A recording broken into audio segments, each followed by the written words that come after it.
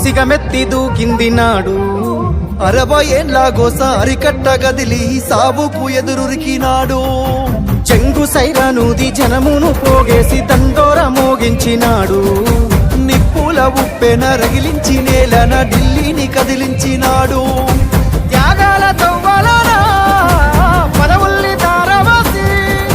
బతుకుల్ని బాగు జయా పడిగీసి పత్తి బాసి వలస పాలకుల ఉరికించినాడి నేలన వలసలు తరిమేసినాడు నినుగన్న తల్లికి దండాలయ్యా కలువకుంటమా సెందురయ్యా రుణమెట్ల తీరునమా అయ్యా జనమందరి పెద్ద బిడ్డవయ్యా